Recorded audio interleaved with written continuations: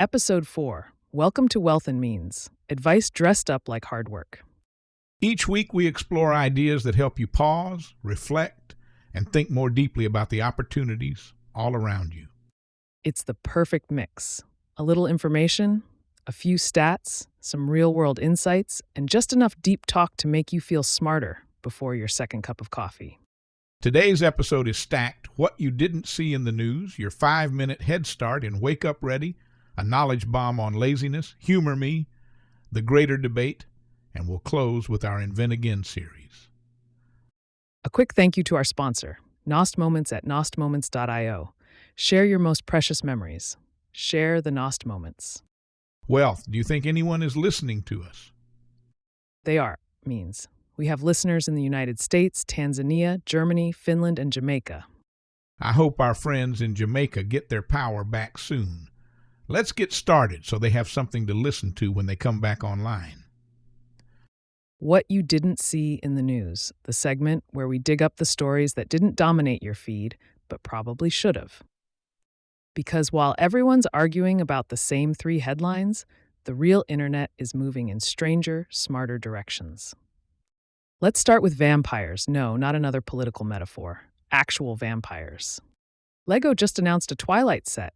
Yeah, 2001 pieces of brooding nostalgia. It's the Cullen family house, complete with sparkly Edward, Bella's truck, and a tiny Jacob in full wolf mode. $219 of pure millennial regression. But the move is genius. Lego isn't selling bricks. It's selling time travel. It's part of this new nostalgia core economy, where the same adults who once lined up for midnight premieres now collect miniature replicas of their own childhood memories. And here's the business angle. When this set sells out, and it will, expect studios to flood the market with adult-grade toys. Hunger Games, John Wick, you name it. Because nostalgia is the only commodity that never needs R&D. Next, neurofeedback therapy near me. That search term has exploded, and it's not just wellness junkies this time. This is a brain training method using EEG feedback to teach your mind how to calm itself. It's getting insurance coverage, finally, under billing codes, which means you might actually get reimbursed for biohacking your anxiety. In short, the future of mental health isn't just in pills or meditation apps, it's in dashboards for your neurons. Wait, so this is like meditation, but with billable brainwaves? Pretty much. It's the hybrid of neuroscience and self-improvement culture. The promise? Regulating your mind through real-time biosignals. The catch? The data's still ahead of the science. But it's a glimpse of where mental health is headed. Measurable, personalized, and yes, partially reimbursed. Now, a biotech headline you definitely missed. Rani Therapeutics, ticker Rani, shot up over 200% after signing a $1 billion deal with Japan's Chugai Pharma. Their pitch? A pill that replaces injections for biologic drugs. No needles, just swallow and heal. If it works, and that's still a big if, this could be one of the most disruptive delivery platforms in medicine. Think of it as Uber for pharma. Same payload, less pain. The company's cash runway now extends to 2028, but biotech moves slower than its stock chart. So if you're watching, watch the data, not the dopamine. So you're saying we're finally turning shots into swallowables? Exactly. It's a huge shift for patient comfort and drug economics. If it works, and that's still an if, it could disrupt delivery systems across the pharma industry. Rani just extended its cash runway through 2028, but investors should remember, biology doesn't move at Silicon Valley speed. Okay, now to the bleeding edge. Google's Quantum AI lab quietly dropped a result that, yes, might actually matter. Their Quantum Echoes algorithm ran on a 105-qubit chip called Willow and simulated chaotic systems 13,000 times faster than the world's best supercomputer. The big deal? It's reproducible. That means we're not just chasing quantum fairy dust anymore, we're getting repeatable physics. The implications are massive for materials science, drug discovery, even cryptography. But don't let the hype fool you. No one's solving world hunger with qubits just yet. Google's aiming for logical qubits within 5 years, the point where quantum error correction stabilizes.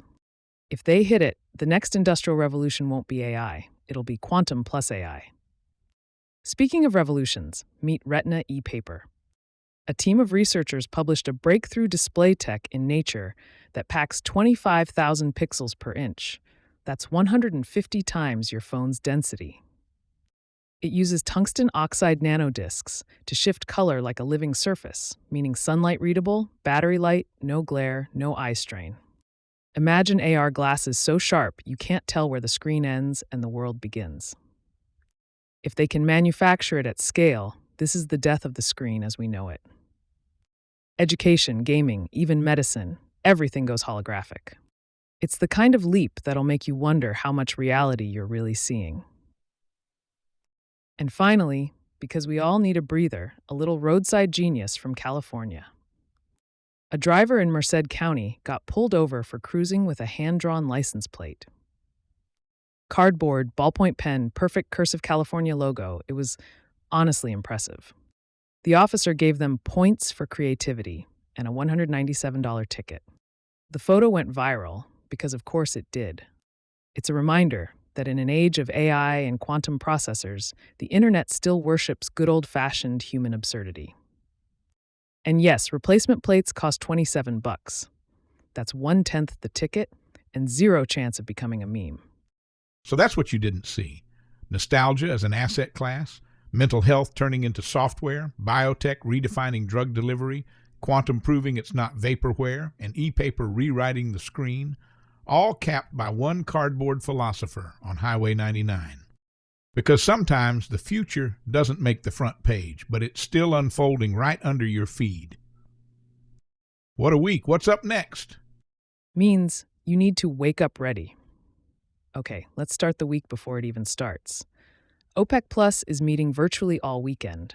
Think of it as the oil world's version of Sunday brunch, except the mimosas are crude barrels and everyone's arguing about output for 2026.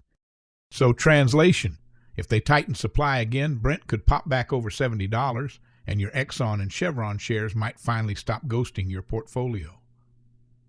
Exactly. Upside surprise here boosts energy names, but if they extend cuts too far, miners and manufacturers get nervous. Fewer signals of global demand. Call it the calm before the market open storm. Monday morning, the vibe shifts from barrels to factories. We've got the U.S. ISM manufacturing PMI dropping at 10 a.m., with the S&P Global version right before it. Numbers below 50 mean contraction, right? Right. Economists are pegging 48.5. Translation, factories are still in a funk.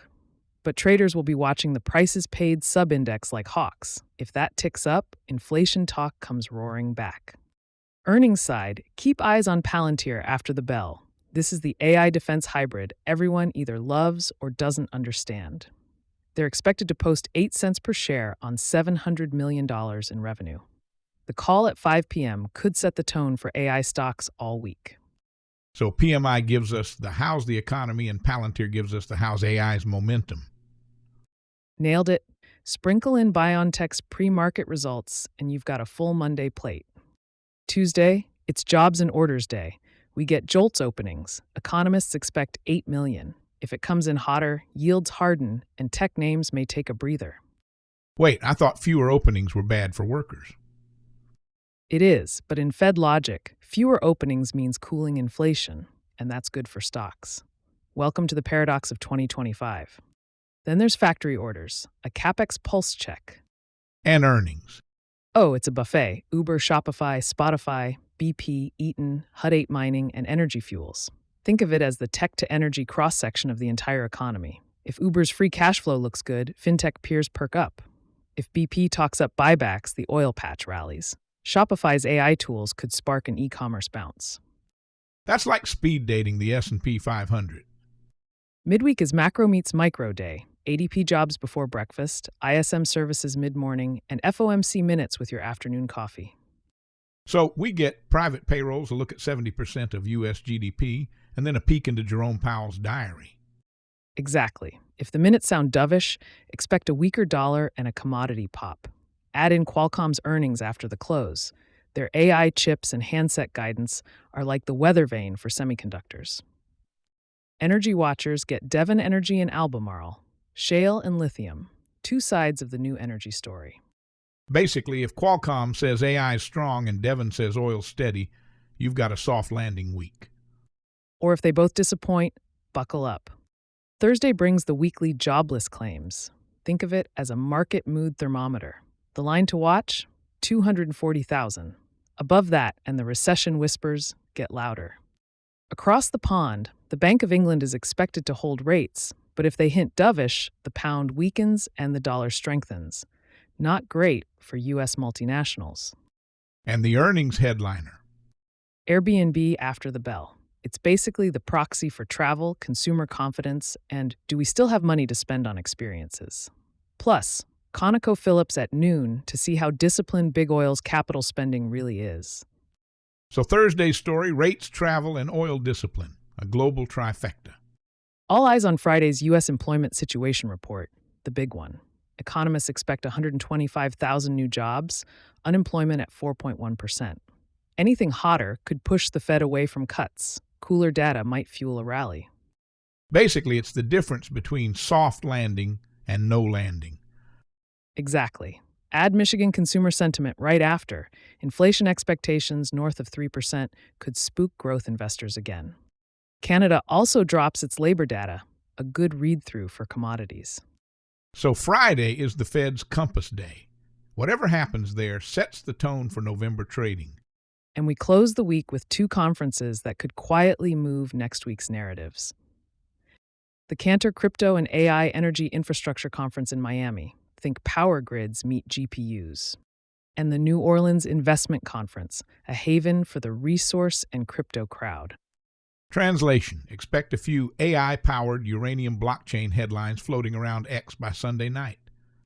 Exactly. If NVIDIA-adjacent power names or uranium miners announce new partnerships, that could juice Monday's open. So that's your roadmap for the week. Oil at the top, jobs at the end, and AI threading the middle. In short, keep your coffee hot, your watch list tighter, and your OPEC alerts on. And that's how you wake up ready.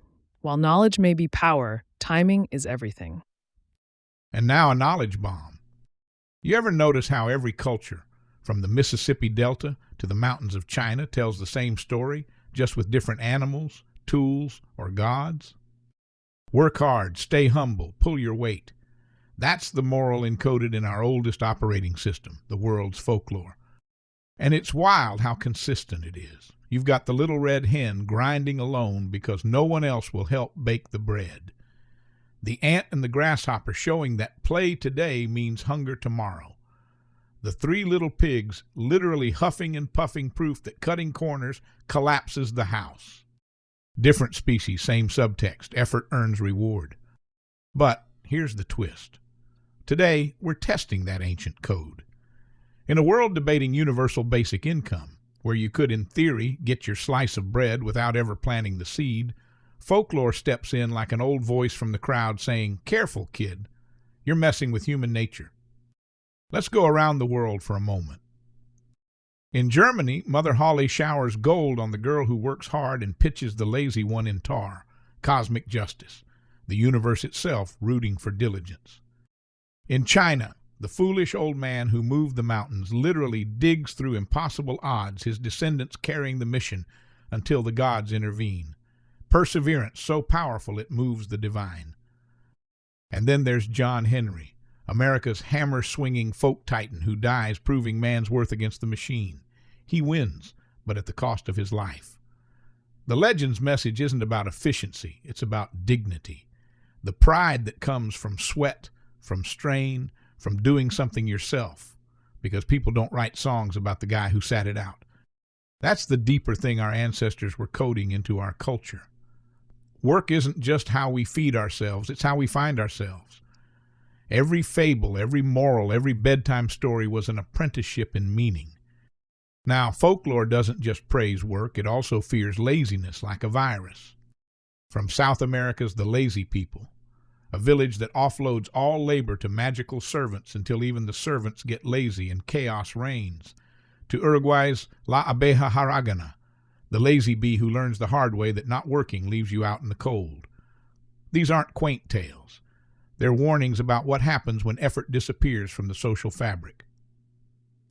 And the African story, Why the Sky is Far Away, it's perfect allegory. When humans could eat the sky's food for free, they wasted it, took too much, and grew careless. The sky floated away forever, forcing humanity to work for its meals. That's not just myth. It's a metaphor for every era that's grown too comfortable and forgotten where prosperity actually comes from. So here's the knowledge bomb, wealth and means style. If we design a future that disconnects survival from contribution, we might solve one problem, but we risk detonating another. The human spirit's muscle memory is built on effort, struggle, and triumph. Remove that, and you don't just lose productivity, you lose purpose. The moral that folklore keeps whispering across centuries and continents is simple. We were made to move mountains, not to be airlifted over them. And that's the real story the fables were telling all along. Before the robots, there were little wooden monkeys. I see you know your fables, Wealth. Means you've inspired me, so I have something special for you. I can't wait. Lay it on me. Humor me. The Three Little Coders and the Big Bad Algorithm. Once upon a time, in the bustling digital village of Byteville, three little siblings, Pixel, Cody, and Meme, were given a shiny new laptop by their parents. Build something amazing, Mom said. But remember, the internet is full of trolls, bugs, and sneaky pop-ups. Work hard and you'll be safe. The three nodded, sort of. Pixel, the oldest, was a go-getter. She rolled up her sleeves and built a brick-and-mortar website, a sturdy online bakery with real recipes, customer reviews, and even a payment system. It took weeks. She tested every button, baked every cookie, and wrote thank you emails to every order. Her site was rock solid. Cody, the middle child, took the lazy route. He slapped together a stick-and-tape blog using a free template. Good enough, he said, copying recipes from Google Images and adding sparkly GIFs. He spent more time watching cat videos than fixing broken links. His site wobbled like a Jenga tower in a windstorm. Meme, the youngest, did nothing. He opened the laptop, stared at the screen, and declared, "I'll just wait for the algorithm to make me famous." He created a TikTok account called at Viral Vibes 420 and posted one blurry selfie with the caption, "When the Wi-Fi's slow, but your dreams are fast." Then he scrolled for hours, liking, commenting, and waiting for the likes to rain down like digital confetti. One day, the big bad algorithm, a sneaky, ever-changing AI monster with a clipboard and a frown, came sniffing around Byteville. "I'm here to rank websites," it growled. "Show me value, or I'll bury you in page 97 of Google." First, it visited Pixel's bakery. Fresh content, real photos, fast loading, 5-star reviews. The algorithm smiled and gave her site a #1 ranking. Customers poured in. Pixel sold out of chocolate chip cookies by noon. Next, it slithered to Cody's blog. Duplicate content, broken links, ads everywhere, zero effort. Poof! The algorithm blew a gust of 400 errors. Cody's site crashed like a cheap drone in a tree. His followers, gone. His revenue, zilch. He had to start over from scratch. Finally, the algorithm found Meme, still scrolling, 0 posts, 0 work. No content, no engagement, no value. Whoosh! It deleted his account with a single swipe. Meme wailed, "But I was waiting to go viral." The algorithm cackled, "Idleness is the fastest way to the digital trash bin." Meme and Cody, red-faced and screen-burned, knocked on Pixel's virtual door. "Can we help in the bakery?" they asked. Pixel grinned. "Only if you're ready to work, bake, write, test, and ship. No shortcuts." From that day on, the three little coders worked side by side. Pixel taught them to build with care. Cody learned that copy-paste doesn't pay, and Meme discovered that likes don't bake cookies. Effort does. And the big bad algorithm? It still lurks, but now it ranks their bakery #1 every week.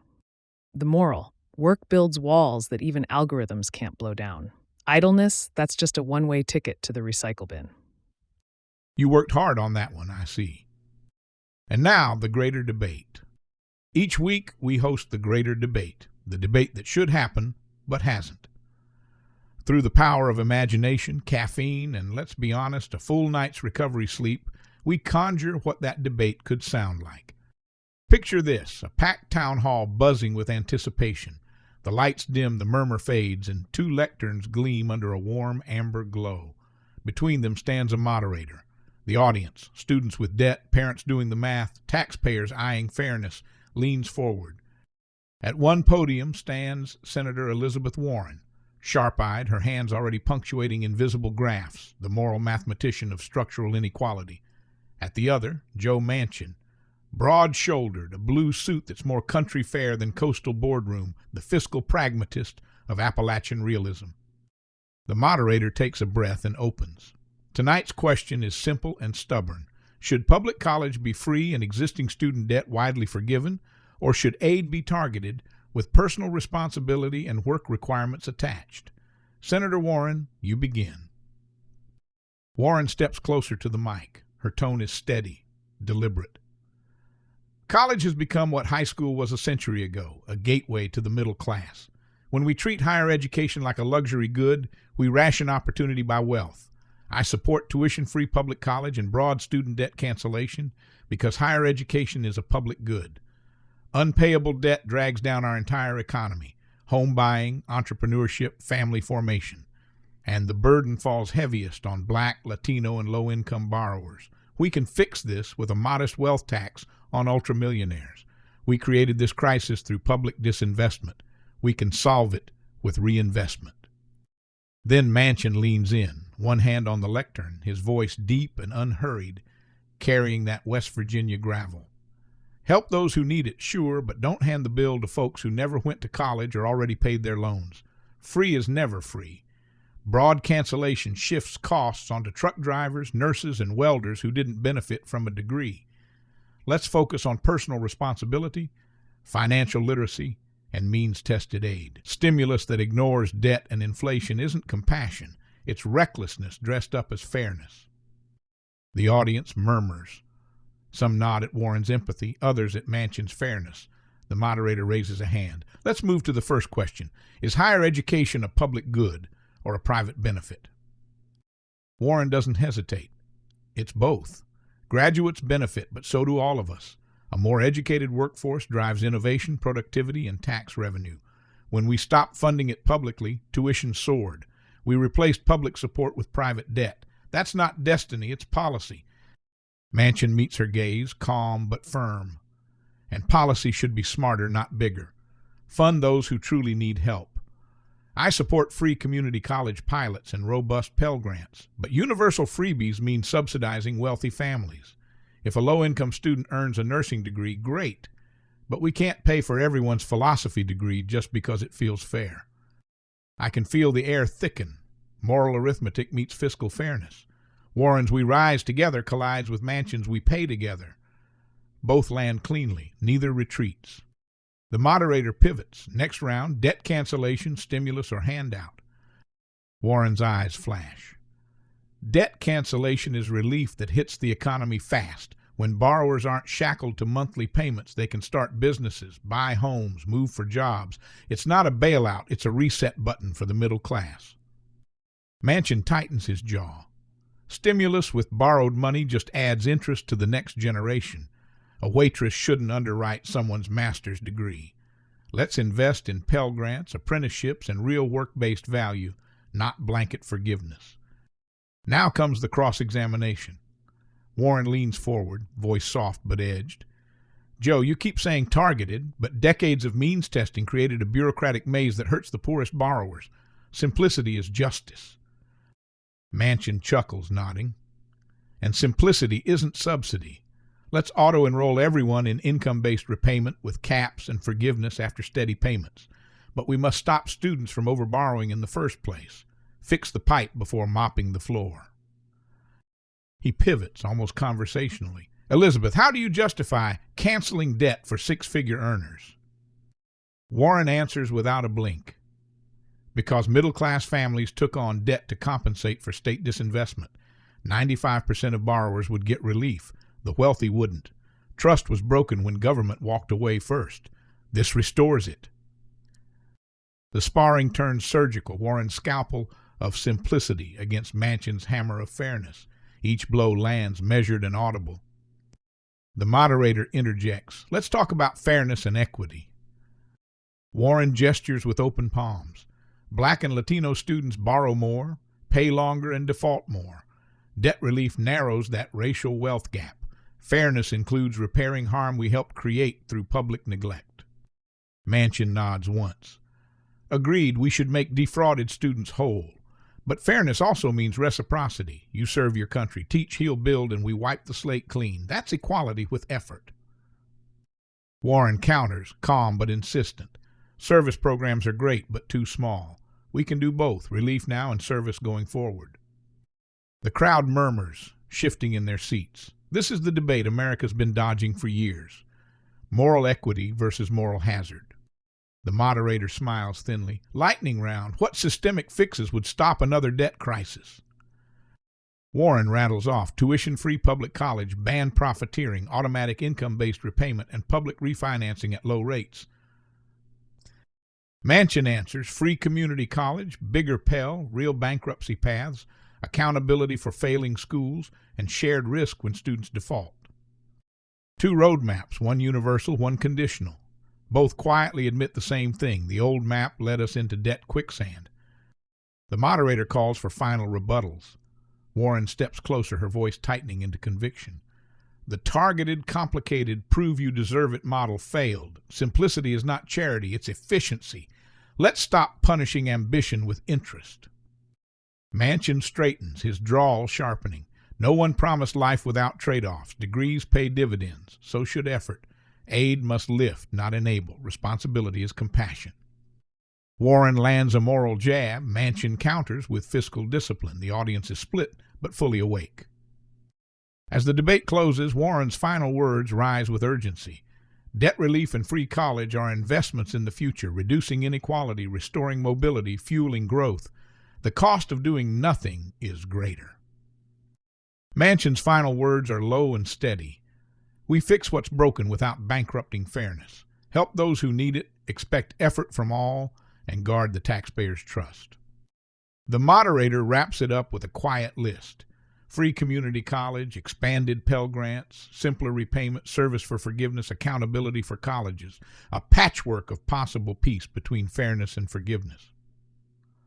The applause comes, not explosive, but sustained. Not because anyone won, but because, for once, it felt like clarity, not chaos.